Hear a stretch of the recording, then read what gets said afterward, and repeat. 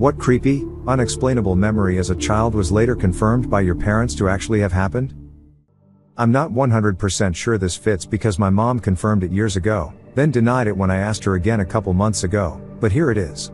When I was little, my dresser, it was long but pretty short, sat against the wall with one of the ends pointed to my door. That dresser is heavy, an old wood one with all sorts of kid crap neatly arranged on top. Since it was in my bedroom, the floor was carpet. I always slept with the door closed. One night, with no explanation, the dresser tipped over. But instead falling forward, it fell 180 degrees to the side, falling in front of my door, all the kid crap spilling to the side. My mom ran to get me, but couldn't open the door as it was being blocked by the dresser. Eventually, with her pushing and me pulling on the dresser, she was able to slip in and move the dresser out of the way. Nothing was damaged, not even the glass figurines I had.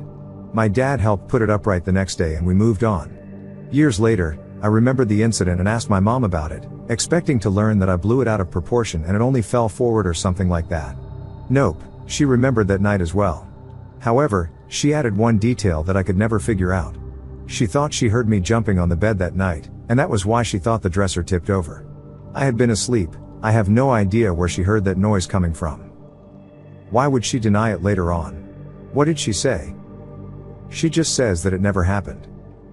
I'm confused as to how the dresser fell. Do you mean it tipped over onto its side and was perpendicular to the floor, sticking straight up, or do you mean it fell onto its front but was spun around sideways to be perpendicular to the wall instead of just in front of it?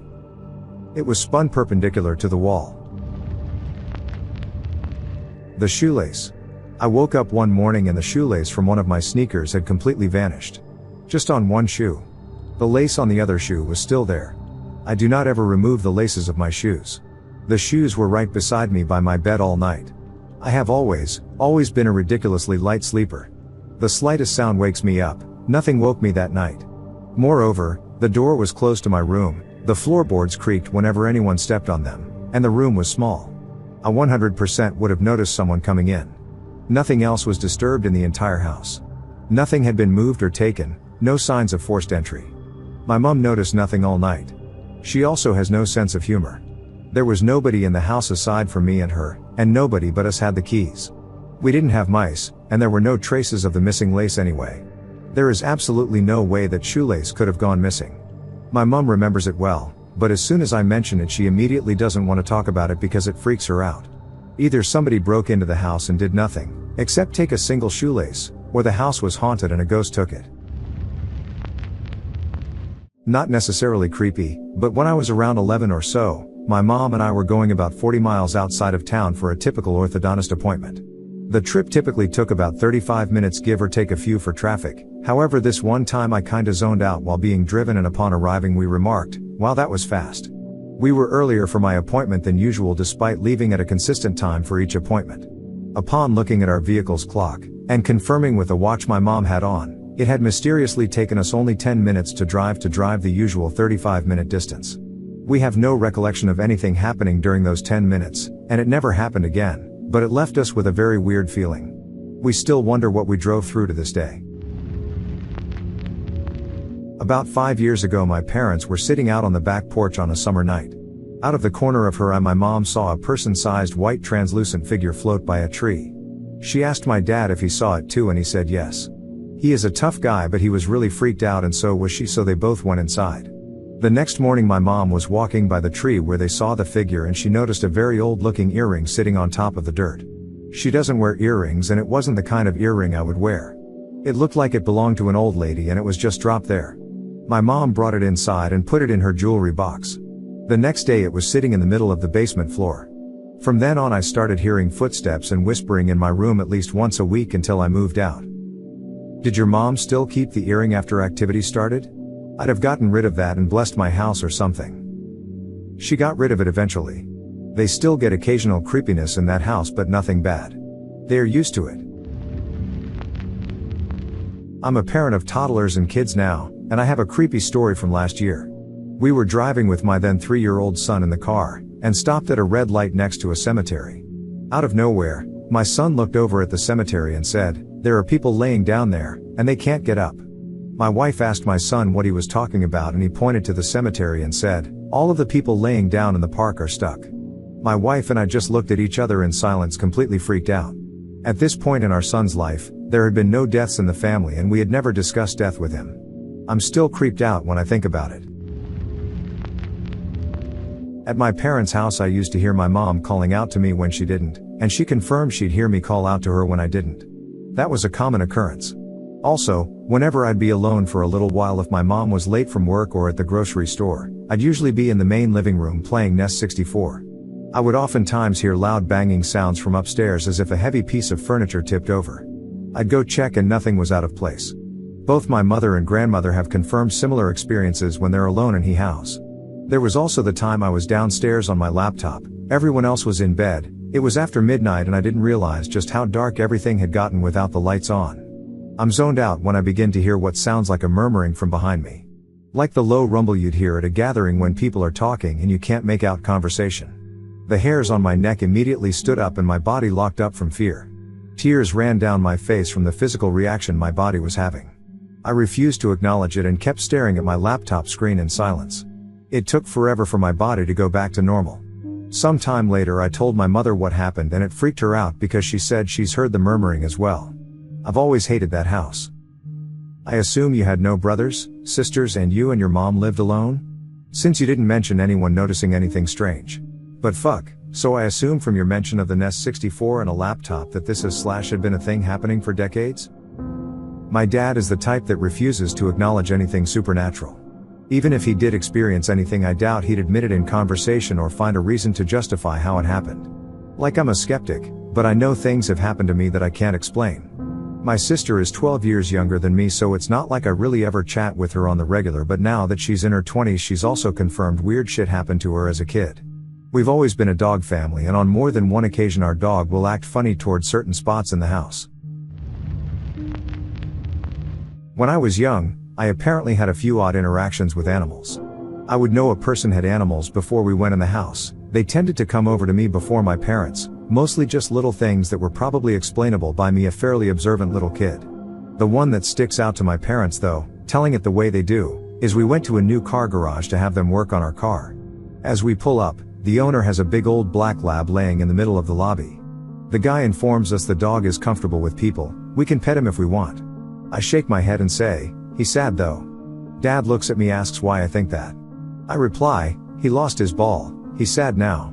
Dad said the owner went pale, stared at me for a minute, and then looked at Dad, said, he's had a favorite ball for 10 years that just went down the sewage drain yesterday and I couldn't get it back out.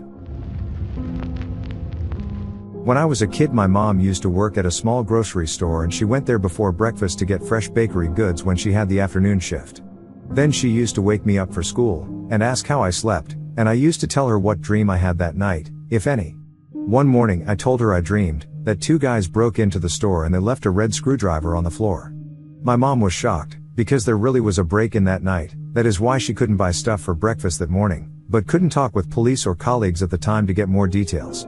I then went to school, my mom did the afternoon shift, and on the evening, when she came home, she told me that the police really did found a screwdriver on the scene, which belonged to the burglars. This all happened in Europe, a small town around the early 90s, no CCTV and the burglars never got caught, but this was still a very strange experience. My mom made me fill out a lottery ticket the next day lol, but never won with it and never had such dreams since then. So they pinned the break-in on you? Since you admitted knowing about the screwdriver, I assume? They tried, but as I said, the burglars never got caught. I woke up one night when I was 12 because I dreamt that my older brother got into a car accident. I got out of bed and wandered downstairs to the kitchen to get something to drink. My mother was sitting there and asking me why I was awake. I told her, had a bad dream and need something to drink. I got a glass of water when it ringed at our door. My mother went to look who was there in the middle of the night. Two police officers that asked if they could come inside for a moment. I couldn't hear what they were talking about because I was still in the kitchen and they were in the hallway. After the two officers left, my mother came back to the kitchen completely pale and told me that I should go to bed now. I asked her what's wrong when she informed me that my brother was in a car accident and she needs to wake up my dad and go to the hospital now. When I pointed out that this was the bad dream I had before waking up, she only looked at me for a couple of seconds. I prepared myself for comments like, don't be silly and go to bed now, but instead she said, me too. So basically, We both had the same fucking dream of my brother having a car accident. And we both woke up minutes before the police came over to tell us it really happened. My brother survived with some minor injuries, and we've seen the photos of the accident in the newspaper the next day. It looked 100% like in my dream. To the smallest detail. The way he lost control over the car, where it flipped the first time and the tree it came to a stop. Even today my mother and I talk about this. Nobody else believes us when we tell the story. I'm a very skeptical person, but this one got me. When I was a teen, I used to have breakfast with my mother every morning, and we used to tell each other weird dreams that we had last night. One morning she told me that she had a dream in which she was in a truck with my father, driving in the night through the desert, until my father falls asleep. My mom freaks out, takes the wheel while trying to maintain the car in the lane, and starts screaming for my dad to wake up. A few days after, I'm talking with my father and tells me that he almost had an accident while driving his truck in the night after working in the mines. He fell asleep for a few seconds and almost crashed if it's not because he heard a woman screaming and managed to wake up. Please don't tell your mother, he said. He ended up telling her anyway, and now it's one of our weird stories that we share in family meetings. In Mom's seaside hometown, there was an offshore decommissioned lighthouse. Even though utilities to it had long been shut off and the lighthouse was locked, it would randomly light up, clearly visible in all directions. No one could explain it. It happened so infrequently and at odd hours of the night that by the time officials examined the structure, there were no signs of activity. To this day, as I've mentioned here once before, the lighthouse remains mysterious and a bit creepy. I was very young when this happened, so what I remember and what I was told is the main scariness for this story. So my family was driving around the backwoods on New Hampshire, Maine area in the autumn to watch the leaves fall. We were staying at some cottage and my family came to this area pretty frequently. We were coming back from somewhere when my mother started screaming at my father for stopping abruptly. In front of us, on an unkept back road in the deep woods of New England at a pretty late hour, was a traffic jam of quite a few cars stopped in all directions. I remember a lot of bright headlights. I also remember seeing my dad's face as he turned around so he could see where he was reversing the car. My mom went completely silent through this whole thing. I just remember my dad saying eerily calmly, "Ugh, I hate traffic." He turned around and started driving back up the road we came down, and we started seeing cars going past us flashing their headlights. My dad just kept driving. The whole atmosphere went from, "Wasn't that a fun day too? Let's leave." Even as a kid I went from annoying to quiet. Just a thickness in the air. Cars started coming up from behind honking and flashing lights, and eventually they just turned off the road and we drove back to the cottage. Years later, I mean decades later, my dad and me were having a beer together. He says, "Remember up in the woods up north? We were driving around and we came to a weird traffic jam?" I was like, "Yeah. Why?" I honestly hadn't thought of it since that night. My dad goes, "Well, your mother and I were pretty sure that was one of those ambushes where they block the road and try to rob you and leave you in the woods or worse. You don't remember the cars coming up the road after us, trying to block us in? Or the cars chasing us and beeping at us until we hit random route?" Well, kinda, but I just figured it was traffic or people being weird. He just kinda stopped talking about it after that and went on about how we should plant more trees in the backyard, but ones that don't drop leaves, because leaves suck. So, I don't actually remember this, but my mom told me about it. My grandfather died when I was a year old.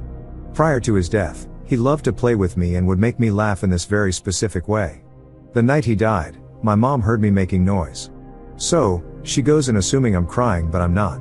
I'm staring at the ceiling, laughing hysterically just like my grandfather used to make me laugh. She's still convinced he came to say goodbye to me. I have a similar story, don't remember, but my mom, who I trust, tells me about it. Close to my grandma until she died when I was 2. We used to play this game where she'd go, "Shush, listen." And we'd shut our eyes and get quiet and just listen to the world.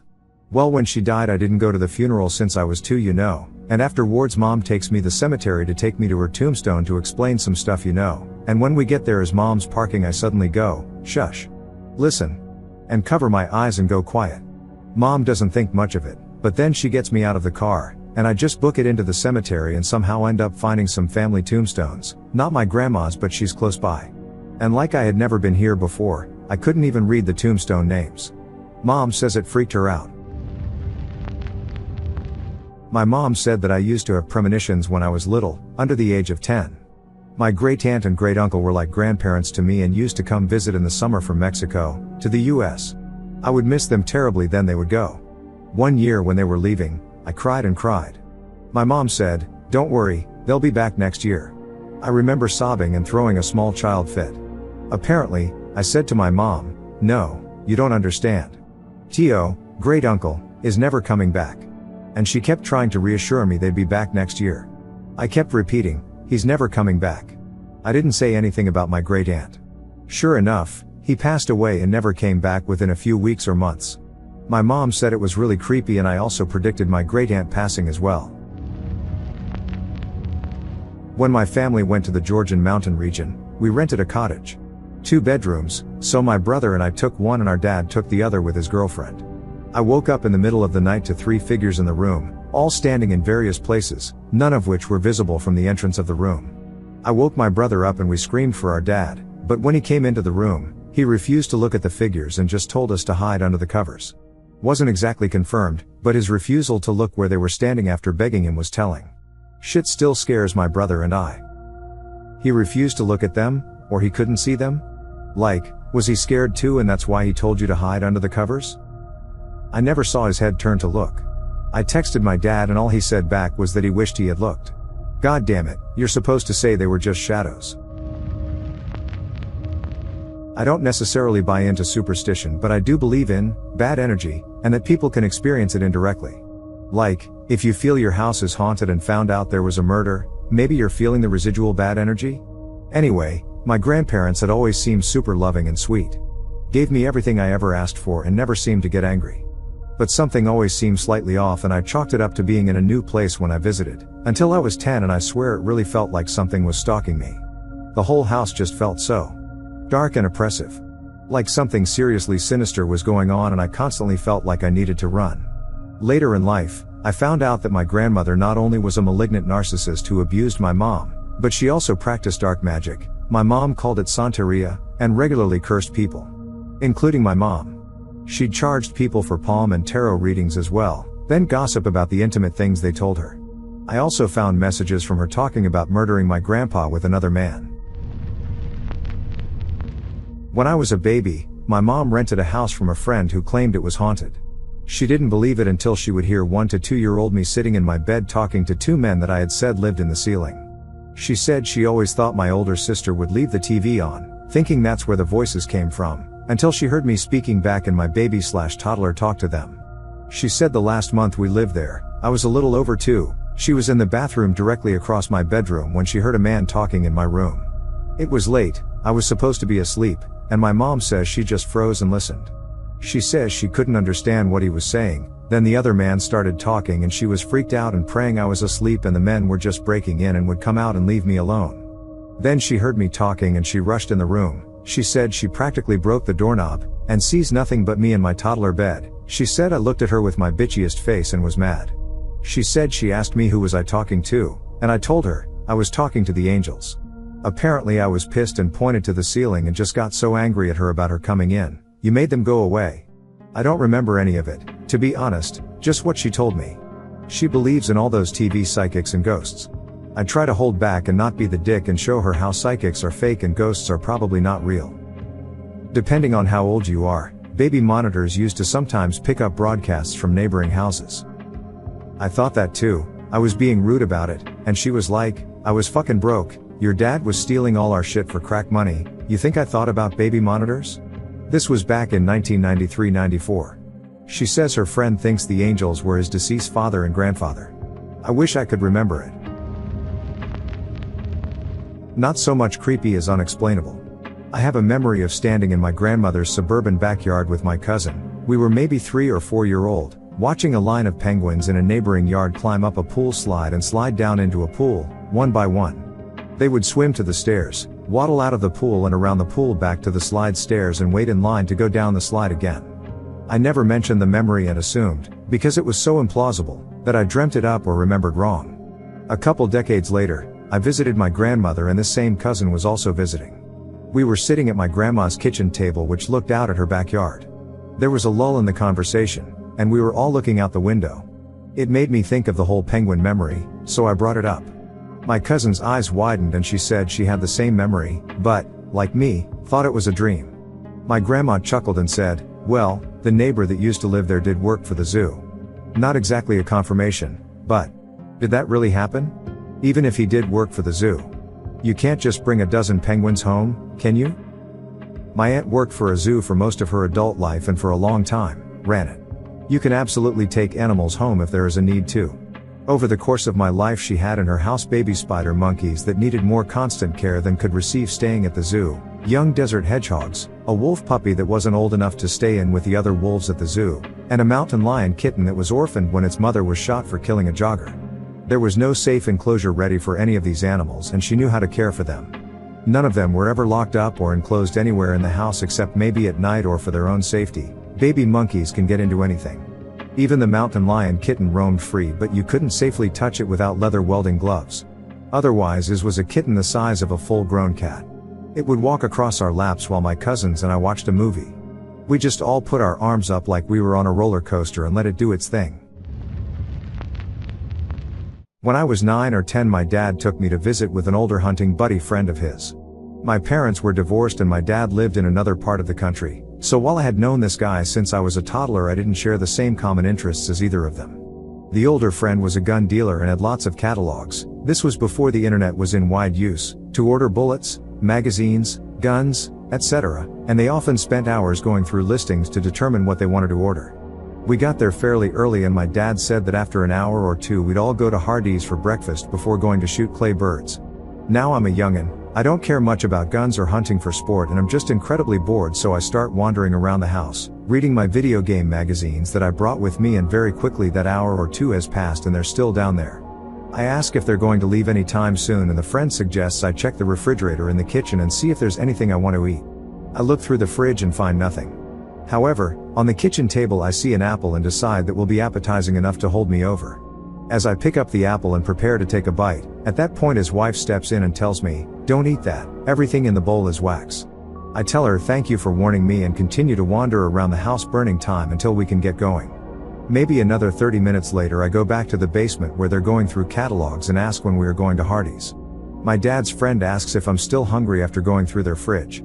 I tell him that I was going to eat an apple, but his wife told me it was wax before I made the mistake. Both of them give me a blank stare and after about 20 seconds of shock my dad explains that his wife recently passed away. I then go back through the house to try to find her to show that they were just joking with me, but sure enough she was nowhere to be found. Roughly 30 years later, before he passed away, my dad still insisted that I must have imagined it, but I didn't. She told me not to eat the wax fruit. Wow, you certainly believe in life after death cause you saw it with your own eyes. Where did the woman appear from? Where did she go after she spoke to you? Was the apple actually fake? Did the men ask you what she was wearing, how she looked, and what did the widower respond? Was he happy with your tale? She was standing in the walkway between the kitchen and the main hallway when I took the apple. I did not notice her in the house on that particular occasion prior to that, but had met her in the past. I don't know where she went. I was pretty bored, so I went back into the living room where there was a television that unfortunately only had an antenna and local channels and was unsuccessful at finding anything to watch, which contributed to the boredom. I wasn't asked what she was wearing or how she looked. I had met her a few times before. He seemed more confused than anything.